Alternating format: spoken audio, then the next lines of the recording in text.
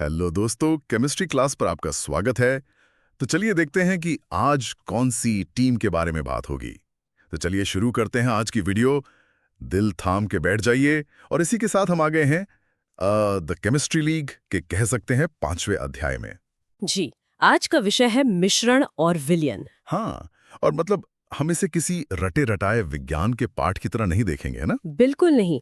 आज हम इन टीमों की रणनीतियों को समझेंगे। उनकी सीमाएं, उनके मतलब वो सरप्राइजिंग एप्लीकेशंस जो हमारी दुनिया को चलाते हैं। बिल्कुल। आज हम सिर्फ ये नहीं देखेंगे कि ये टीमें क्या है, बल्कि यह भी समझेंगे कि वे ऐसा व्यवहार क्यों करती हैं। अच्छा, केमिस्ट्री की जो असली खूबसूरती है वो इसके क्यों में छिपी है। सही बात है। तो चलिए मैदान में उतरते हैं। पहली टीम, टीम मिश्रण। टीम मिश्रण। इसकी सीधी साधी परिभाषा तो यही है कि दो या दो से अधिक पदार्थों का संयोजन। जो आपस में रासायनिक रूप से नहीं जुड़े हैं। हाँ, और मुझे इस टीम की जो बात सबसे दिलचस्प लगती है वो है इनका खेलने का तरीका। क्या? ये भौतिक रूप से मिश्रित होते हैं। और ये भौतिक रूप से मिश्रित होना ही आप समझिए सब कुछ तय करता है। मतलब इसका मतलब है कि खिलाड़ी मैदान पर एक साथ तो हैं, पर उन्होंने अपनी असली पहचान नहीं खोई है। ओ, जैसे वो अपनी अपनी जर्सी पहनी हुए हैं। एकदम सही। नमक पानी में घुलने के बाद भी नमकीन रहता है और पानी तरल। अच्छा, यही इस टीम का आप कह सकते हैं मेन रूल है। घटक अपने गुणों को बनाए रखते हैं। ठीक है। तो इस टीम के दो मुख्य फॉर्मेशंस हैं। जी। समांगी मतलब होमोजीनियस और विषमांगी मतलब हेट्रोजीनियस। बिल्कुल। समांगी जैसे नींबू पानी, जी।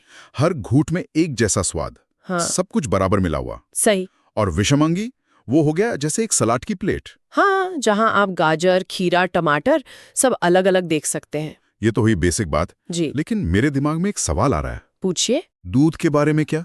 वो तो दिखने में पूरी तरह एक जैसा लगता है। हाँ, लगता तो है। तो क्या वो समांगी है या कुछ और ही है? ये बहुत अच्छा सवाल है और यहीं पर आप देखिए केमिस्ट्री दिलचस्प हो जाती है। अच्छा। दूध पहली नजर में समांगी लगता है, लेकिन असल में वो इन दोनों टीमों के बीच की एक तीसरी रहस्यमयी टीम का खिलाड़ी है। एक तीसरी टीम? जी, जिसे हम कोलॉइड कहते हैं। कोलॉइड, ये तो एक नया प्लेयर मैदान में आ गया। तो इसमें और एक असली विलियन जैसे नमक के पानी में क्या अंतर है? अंतर है खिलाड़ियों के आकार का। आकार का? हाँ, मतलब कणों के साइज का। एक असली विलेन में जैसे चीनी पानी के घोल में चीनी के कण 1 नैनोमीटर से भी छोटे होते हैं। बहुत ही छोटे। इतने छोटे कि वो पूरी तरह गायब हो जाते हैं। लेकिन कोलॉइड में कण इनसे बड़े होते हैं। कितने बड़े? लगभग 1 से 1000 नैनोमीटर के बीच। वो इतने बड़े नहीं होते कि नीचे बैठ जाएं, पर इतने छोटे भी नहीं होते कि पूरी तरह अदृश्य हो जाए। अच्छा, तो दूध में वसा के कण पानी में ऐसे ही तैरते रहते हैं। बिल्कुल। ठीक है। तो अगर हम अपने पुराने वीडियो गेम वाले परफॉर्मेंस स्टैट्स की बात करें तो कोलाइड कहाँ फिट होगा? विलेन के स्टैट्स तो कमाल के थे। 100% स्टील्स, 100% स्टेबिलिटी। कोलाइड के स्टैट्स मिले जुले होंगे। स्टेबिलिटी काफी अच्छी है। दूध में मलाई जल्दी नीचे नहीं बैठती। सही है। लेकिन स्टेल्थ या विजिबिलिटी में ये फेल हो जाता है। फेल हो जाता है। जी। और इसका पता लगाने का एक बहुत ही शानदार तरीका है जिसे टिंडल प्रभाव कहते हैं। Tyndall effect. टिंडल प्रभाव? जी। ये क्या है? ये कोलाइड की सबसे बड़ी पहचान है। जब आप एक असली विलियन, मान लीजिए नमक का पानी, उससे टॉर्च की रोशनी गुजारेंगे, हाँ, तो आपको गिलास के अंदर रोशनी का रास्ता नहीं दिखेगा। नहीं दिखेगा। ठीक है। लेकिन अगर आप वही रोशनी दूध के गिलास से गुजारेंगे तो आपको दूध के अंदर रोशनी का पूरा रास्ता चमकता हुआ दिखाई देगा। वाह, ऐसा क्यों? ऐसा इसलिए होता है क्योंकि कोलॉइड के कण प्रकाश को बिखेर देते हैं, उसे प्रकीर्णित यानी स्कैटर कर देते हैं। ओ, यही टिंडल प्रभाव है। धुंध या कोहरे में गाड़ी की हेडलाइट का रास्ता दिखना भी इसी का एक उदाहरण है। कमाल है। तो दूध, कोहरा, जली, ये सब उस छुपी ही तीसरी टीम के खिलाड़ी हैं। जी। ये तो बेसिक से कहीं ज्यादा गहरी बात हो गई। चलिए अब उस स्टार खिलाड़ी पर वापस आते हैं जिससे हमने ये चर्चा शुरू की थी। विलियन। सॉल्यूशन? हाँ, विलियन। हाँ, तो विलियन टीम समांगी का स्टार प्लेयर है और हर स्टार खिलाड़ी की तरह इसकी भी अपनी एक टीम है। टीम है। हाँ, कप्तान है विलायक यानी सॉल्वेंट, जो ज्यादा मात्रा में होता है। बिल्कुल। और जिसमें चीजें घुलती हैं।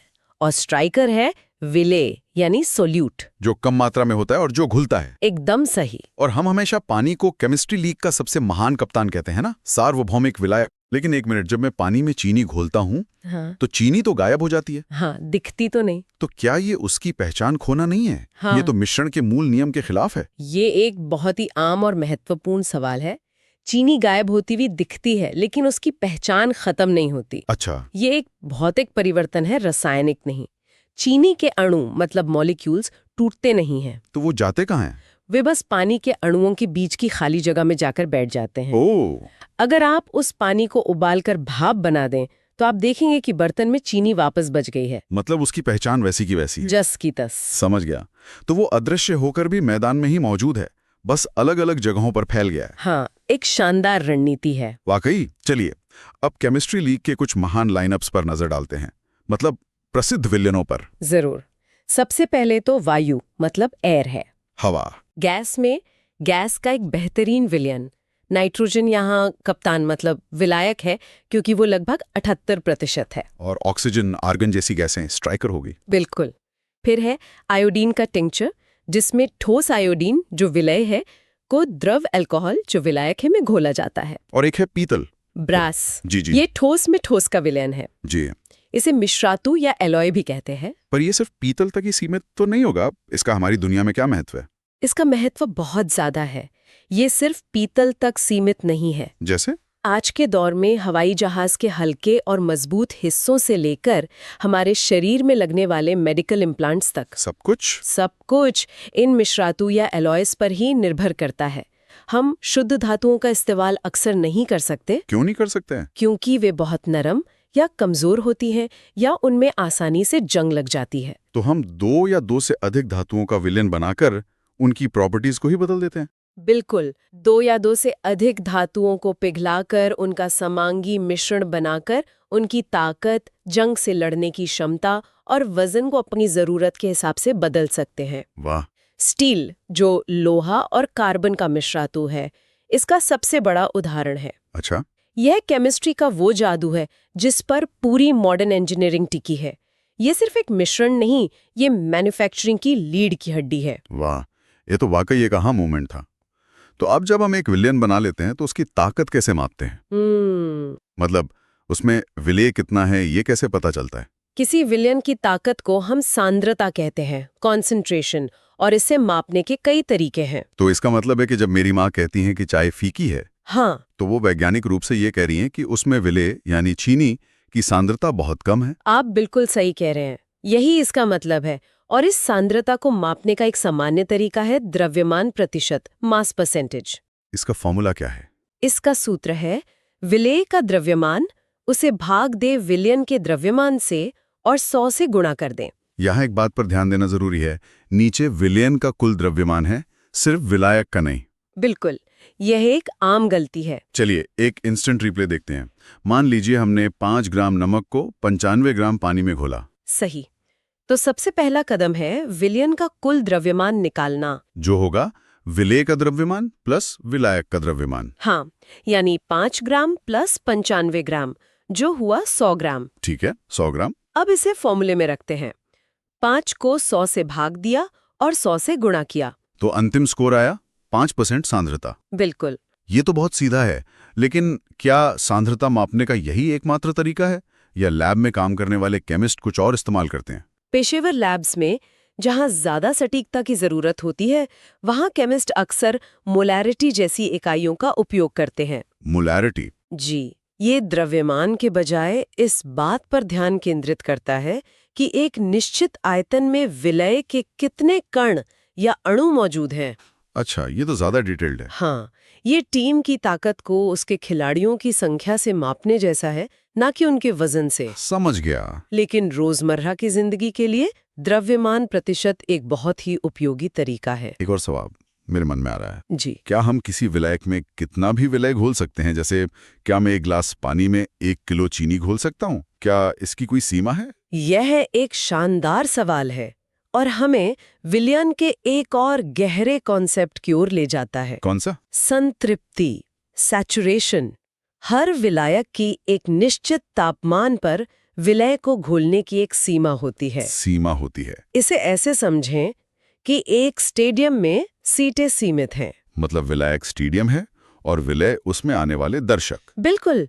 जब तक सीटें खाली हैं, दर्शक मतलब विलय आते रहेंगे और बैठते रहेंगे, मतलब घुलते रहेंगे। और जब सारी सीटें भर जाएंगी, जब सारी सीटें भर जाएंगी तो हम कहेंगे कि विलयन संतृप्त हो गया है, सैचुरेटेड। अब और विलय नहीं घुल सकता, वो नीचे बैठने लगेगा। तो फिर असंतृप्त या अनसैचुरेटेड विलयन वो हुआ जिसमें अभी भी सीटें खाली हैं। एकदम सही। अच्छा, और केमिस्ट्री में एक और मजेदार स्थिति होती है जिसे अति संतृप्त कहते हैं, सुपर सैचुरेटेड। अति संतृप्त। जी, ये ऐसा है जैसे आपने स्टेडियम के गेट बंद होने के बाद भी किसी तरह कुछ और दर्शकों को अंदर बुला लिया हो। ये तो बहुत अस्थायी स्थिति होगी। बिल्कुल, बहुत ही अस्थायी और अस्थिर। तापमान बदलकर या किसी और तकनीक से हम विलायक को उसकी क्षमता से ज्यादा विलय घुलने पर मजबूर कर देते हैं। और फिर लेकिन जरा सा भी डिस्टर्बेंस होने पर, जैसे एक छोटा सा कण डालने पर, वो सारा अतिरिक्त विलय तुरंत विलयन से बाहर निकलकर क्रिस्टल बनाने लगता है। वाह, जैसे रॉक कैंडी बनती है। बिल्कुल, रॉक कैंडी इसी प्रक्रिया से बनती है। ये तो कमाल है। संतृप्त, असंतृप्त और अति संतृप्त, ये तो विलयन की दुनिया का एक बिल्कुल नया आयाम है। जी चलिए, अब समय है एक फैन चैलेंज का। ठीक है। सवाल है, निम्नलिखित में से क्या वायु के मिश्रण का सर्वोत्तम वर्णन करता है? आपके विकल्प हैं ए यौगिक, बी तत्व, सी समांगी मिश्रण या डी विषमांगी मिश्रण। और सही उत्तर है सी, समांगी मिश्रण, होमोजीनियस मिक्सचर। क्यों? जैसा कि हमने चर्चा की, वायु में सभी गैसें समान रूप से मिश्रित होती हैं। आप हवा में देखकर ये नहीं बता सकते कि यहाँ ऑक्सीजन है और वहाँ नाइट्रोजन। सही बात है। इसीलिए ये एक समांगी मिश्रण का उत्कृष्ट उदाहरण है। तो आज के केमिस्ट्री लीग के इस गहन विश्लेषण का सारांश ये है कि हमने टीम मिश्रण को जाना और उसकी दो प्रमुख टीमों, समांगी और विषमांगी, उनके बीच के अंतर को समझा। पर हम यही नहीं रुके। हमने उस धुंधले क्षेत्र में भी कदम रखा जहां कोलॉइड जैसी टीमें खेलती हैं, जो न पूरी तरह विलयन है और न ही विषमांगी मिश्रण। और हमने स्टार खिलाड़ी विलयन को गहराई से समझा। उसके कप्तान, विलायक और स्ट्राइकर विलय के रिश्ते को परखा और ये भी जाना कि एलॉयस के रूप में ये खिलाड़ी मॉडर्न इंजीनियरिंग की नींव कैसे रखता है। और अंत में हमने न सिर्फ उसकी ताकत यानी सांद्रता को मापना सीखा, बल्कि उसकी सीमाओं को भी समझा। संतृप्ति और अति संतृप्ति के फैसिनेटिंग कॉन्सेप्ट को भी जाना। ये सिर्फ रसायन विज्ञान के तथ्य नहीं थे, ये एक कहानी थी कि कैसे अलग-अलग पदार्थ एक साथ आकर टीमें बनाते हैं। कुछ पूरी तरह घुल मिल जाते हैं, कुछ अपनी पहचान बनाए रखते हैं, और कुछ बीच का एक नया रास्ता बनाते हैं। और अंत में हमारे श्रोताओं के लिए एक विचार